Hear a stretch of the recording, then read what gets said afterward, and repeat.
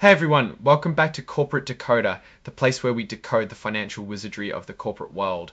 And today we're diving into a situation where NV5 Global seems to have gone, well, out of this world, or at least out of the stock market. So get this, on August 4th, 2025, NV5 Global, a company that provides engineering and management solutions, basically completed a big deal. They got bought out. This isn't just some small acquisition though. This was a merger where NV5 Global itself got merged into another company. Think of it like this: if two companies decide to become one, and one of them, NV5 in this case, just ceases to exist as an independent entity on the stock market.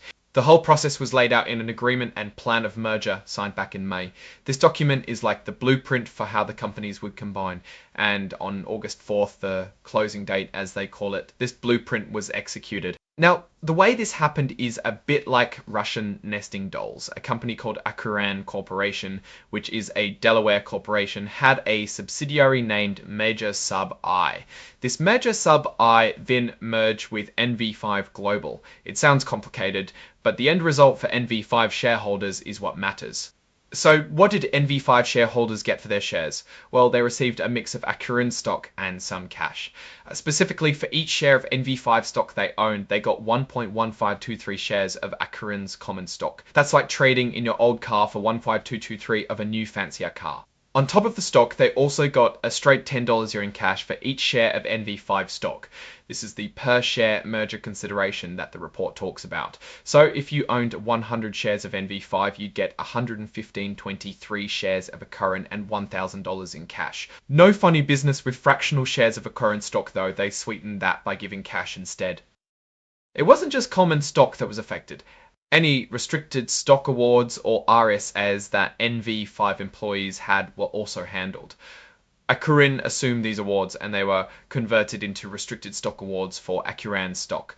For executive RSAs, they even vested immediately, meaning employees got their payout based on this merger deal. Now, a common thing that happens when a company is acquired or mergers is they deal with their existing debts. For NV5, this meant they terminated their credit facility.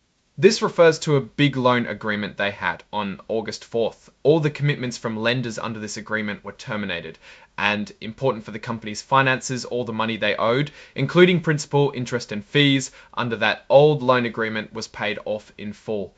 This cleans the slate on that specific debt.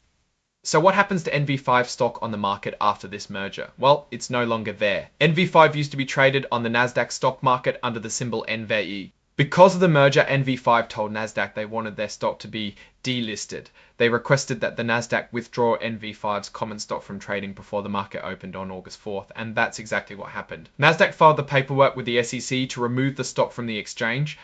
This also means NV5 will stop having to file all those detailed reports with the SEC like this one, at least in the same way it used to. They're filing a Form 15 to suspend those specific reporting obligations. Essentially, NV5 Global as a publicly traded company is now ceasing to exist, and its reporting requirements will change drastically. With a merger like this, there are also often changes at the top, and indeed, several directors of NV5 resigned effective as of the merger. Names like Dickerson C. Wright, Denise Dickens, William Pruitt, Brian Freckman, Francois Tyden, Richard Tong, and Mary Jo Effie are listed as having stepped down from the board. The report kindly notes none of these departures were due to any major disagreements. Interestingly, Dickerson Wright, who was one of the departing directors, will not continue with the company in any capacity.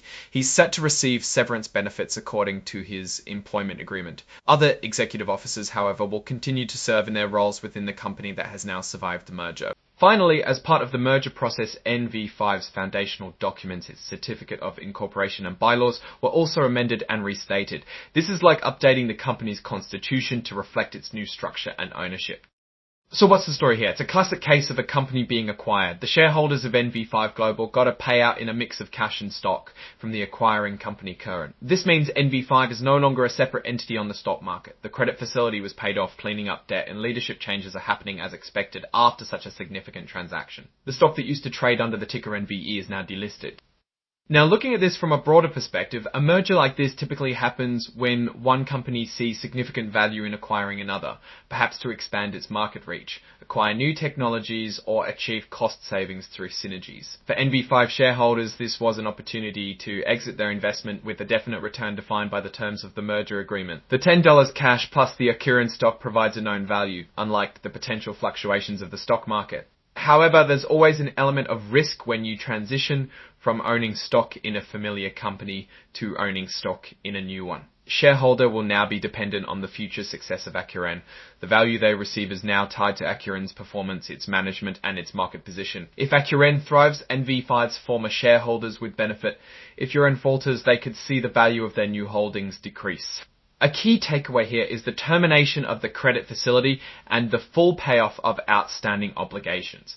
This is a strong positive in terms of financial health for the merged entity. It removes a layer of debt that could have been a concern under the previous structure and provides a cleaner financial footing for Accession going forward. It signals a confident transition where the acquirer is ready to absorb the target's liabilities and move on. The delisting of NV5 stock from Nasdaq is the most visible consequence for the public. What was once a company you could buy and sell on a daily basis is now part of a larger, different entity. This often means a change in how investors access and trade that ownership, and for many it marks the end of an investment chapter with NV5. All in all, this filing simply confirms the completion of a significant business transaction. It's about consolidation and creating a larger entity. For the former NV5 shareholders, it's about realizing the value of their investment through the exchange of shares and cash. The company direction is now firmly in the hands of Accession. Alright, that's our breakdown of this NV5 Global merger filing. What's your take on these kinds of deals and what they mean for investors? Drop your thoughts in the comments below. If this analysis was valuable, hitting that like button really helps the channel, and please subscribe for more deep dives into corporate financial news. Don't forget to check out our Discord community linked in the description for more discussions. Thanks for watching. See you next time on Corporate Decoder.